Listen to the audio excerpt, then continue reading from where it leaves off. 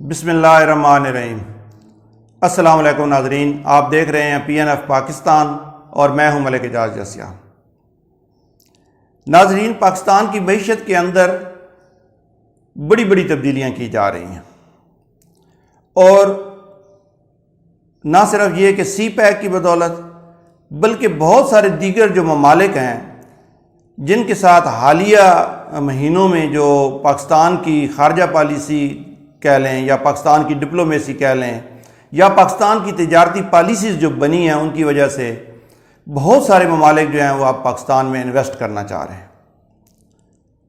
پاکستان کا جو free zone ہے گوادر پورٹ پہ، اس کے اندر بہت سارے لوگ انٹرسٹڈ ہیں۔ بہت سارے ممالک یہاں پر انڈسٹریز لگانا چاہ رہے ہیں، جیسا سعودی عرب نے ایک آئل ریفائنری $10 ارب کی لگانے کا اعلان کیا، اور بہت ساری چین کی طرف سے تو خیر ہو ہی رہی ہیں چیزیں،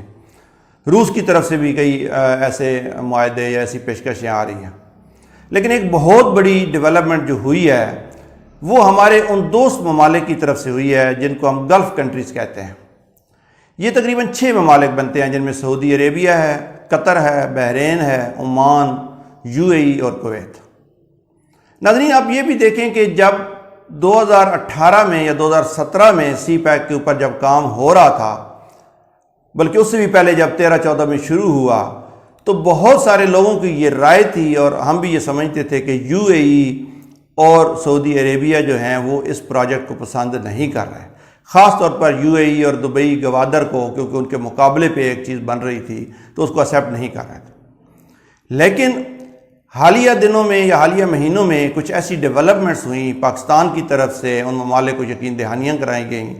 اور انہوں نے بھی یہ سمجھا کہ جب چین کے ساتھ ان کے معاملات سعودیہ کے طے ہوئے اور چین نے سعودی عرب اور ایران کو بھی ایک پیج پہ بٹھا دیا، تو قطر کے ساتھ بھی سعودیہ کے معاملات ٹھیک ہونا شروع ہوئے، تو ان تمام ممالک نے مل کر پاکستان کے ساتھ چلنے کا بھی ایک عزم ظاہر کیا، اور اس کی اب جو ایک شکل سامنے آ رہی ہے وہ یہ ہے کہ ان 6 ممالک نے مل کر ایک ساورین فنڈ قائم کیا ہے۔ ساورین فنڈ جو تقریباً $8 ارب اس کی مالیت، یعنی 6 ملک مل کر $8 ارب جو ہیں ایک فنڈ میں منتقل کر رہے ہیں، اور یہ 6 ممالک کی ایک مشترکہ سرمایہ کاری ہوگی پاکستان کے اندر، اور پاکستان کے وہ ادارے جو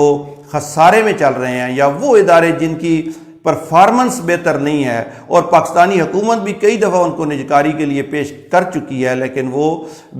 جو ہے آگے بڑھتی نہیں بات، تو وہ ادارے یا اس طرح کی جو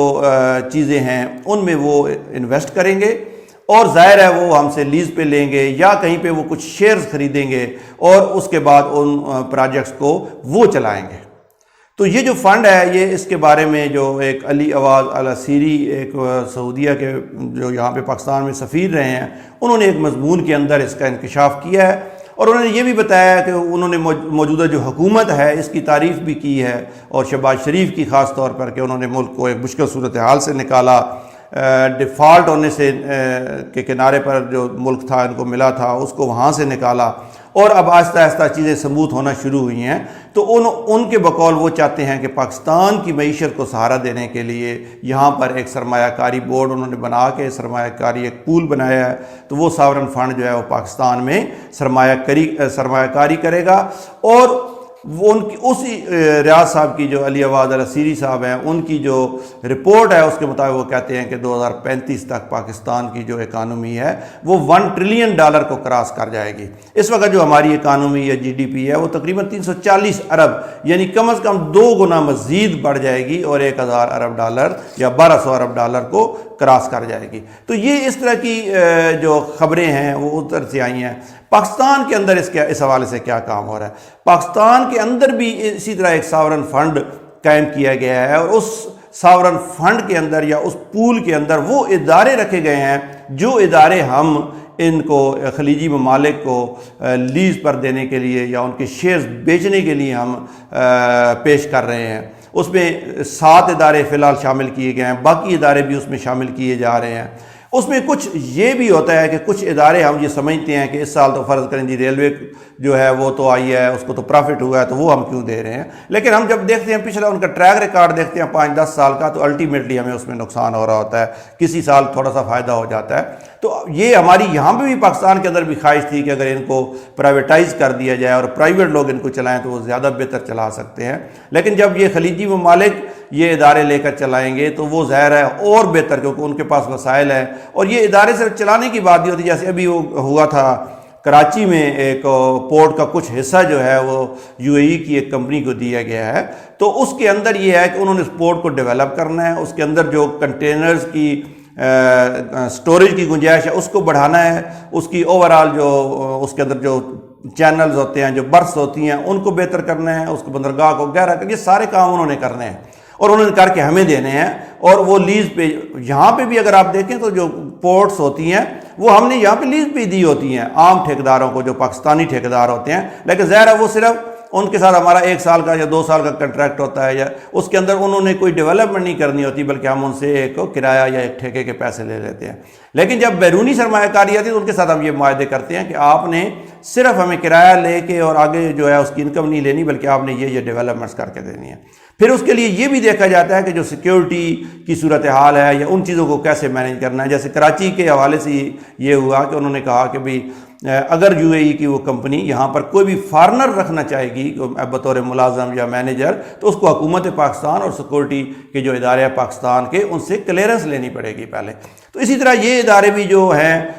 پرائیویٹائز کیے جائیں گے، اور خسارے سے اس کی پاکستان کے بجٹ جو ہے وہ خسارے کا بجٹ ہوتا ہے، اس میں یہ خسارہ بھی شامل ہوتا ہے۔ ہمارا جو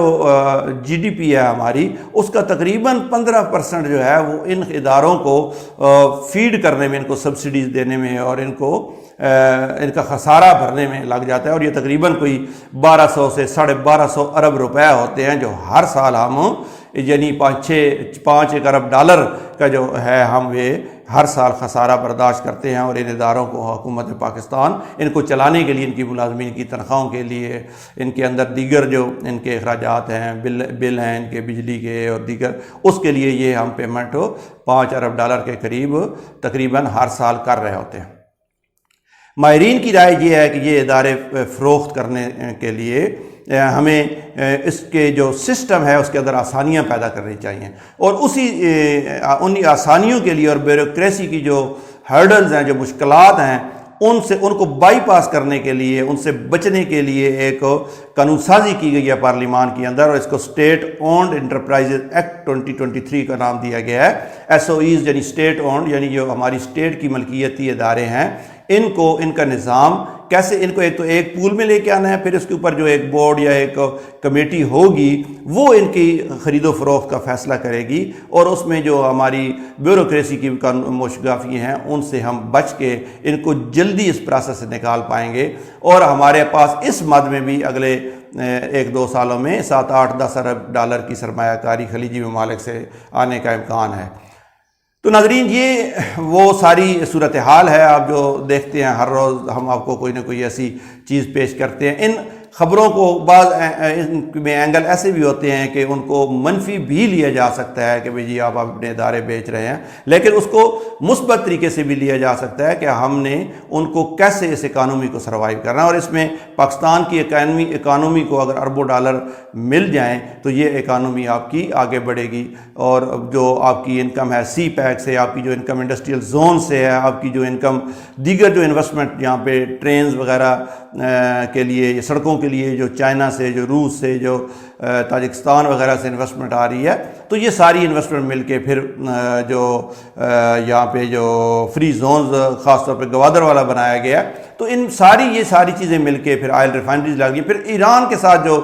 ٹریڈ شروع کی گئی ہے، وہ 6 ایسی جگہیں ہیں جہاں سے ایران سے سمگلنگ ہوتی ہے، ان 6 جگہوں پہ حکومت نے، پاکستان نے حکومت ایران کے ساتھ مل کر وہاں پر ٹریڈ کوریڈور بنا دیے ہیں۔ ایک کا افتتاح ہو گیا، باقی 5 بننے جا رہے ہیں، وہاں پہ ٹریڈ مارکیٹس بنا دی گئی ہیں۔ اسی طرح جو افغانستان کے ساتھ ہمارا بارڈر ہے اس کے اوپر بھی ٹریڈ مارکیٹس بنائی جا رہی ہیں، تاکہ سمگلنگ سے ہماری جان چھوٹے اور وہ جو تجارت ہے ریگولرائز ہو جائے، اس سے عام عوام کو فائدہ ہو، چھوٹے کاروباری حضرات کو فائدہ ہو، اور الٹیمیٹلی ملک کو فائدہ ہو۔ تو ناظرین،